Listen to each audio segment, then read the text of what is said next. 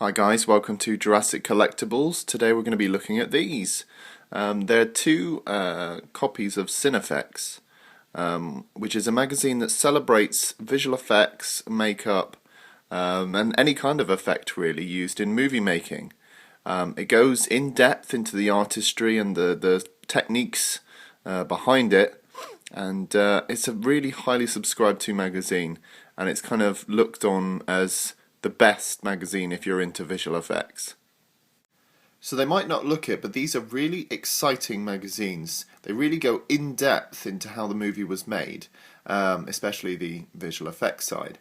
Now, the thing is about Cinefex is that around this time in 1993, there was a bridge being made. There was this bridge between physical makeup effects and computer-generated visual effects.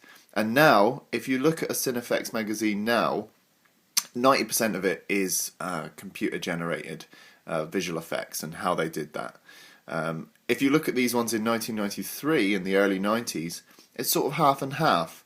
It's sort of makeup and physical generated effects, and then you've got a little bit about the CG digitally augmented effects.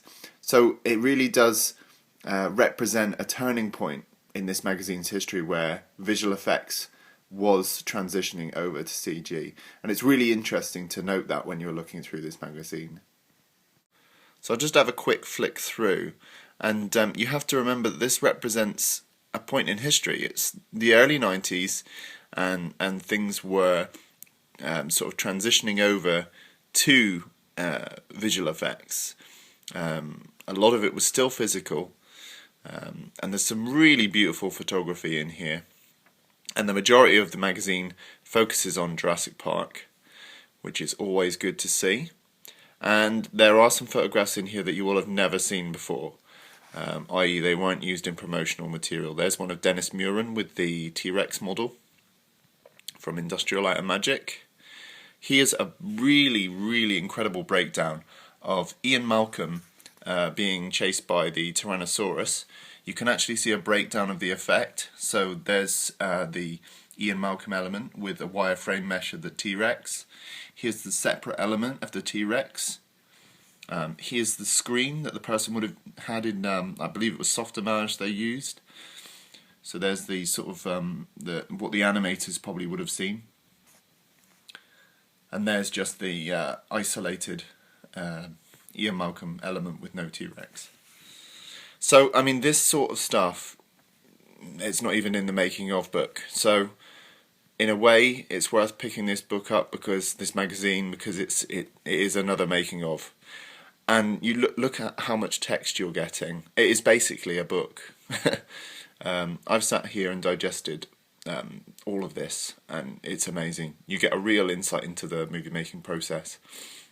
And then obviously it's not just Jurassic Park.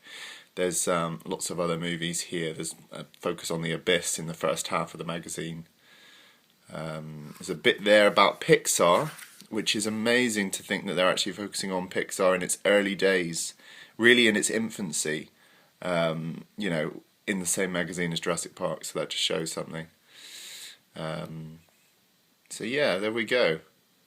It's a really nice magazine. It's a bit about Deep Space Nine there, and a bit about Terminator 2 and some other effects. It looks like an advert. Cyberware scanning, I think. So that's a really, really amazing magazine. Definitely one to pick up and one to read as well. Don't be, you know, keeping this one in a plastic box. Definitely give this a read. It's a really, really nice insight into the visual effects of Jurassic Park. Which brings me nicely on to the next one.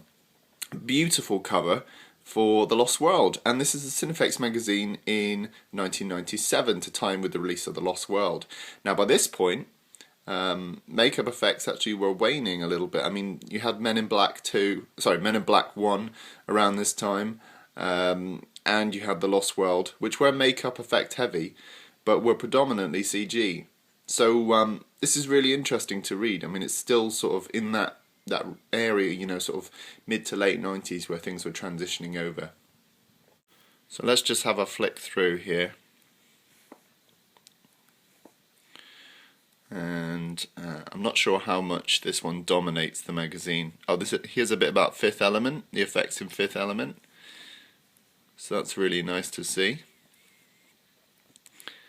And then, yep, we're on to the Lost World section now. So there's some really, again, some beautiful photographs. I mean, look at that. That's pretty awesome. And again, this is stuff that you won't find in the making of book.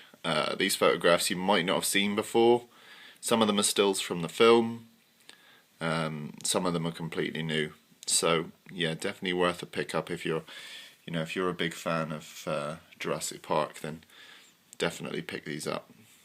They're not too bad. I think I found these online for about £10 each.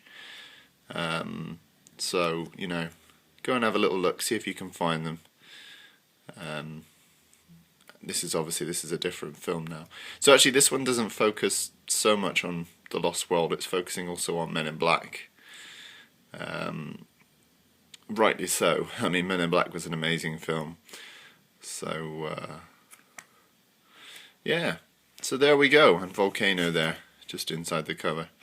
So these really represent a point in history. It's not so evident now because we're still in that time. We're still in the sort of, we're going into the 2000s, and it's not such a big deal. But I think when people look back in say 50 years, this is a real point in history where things transitioned over from physical makeup effects to CG visual effects. So they're important. They're important documents as far as I'm concerned, and perfect for any Jurassic Park fan as well. Okay guys, rate, comment and subscribe, and I'll see you in the next video.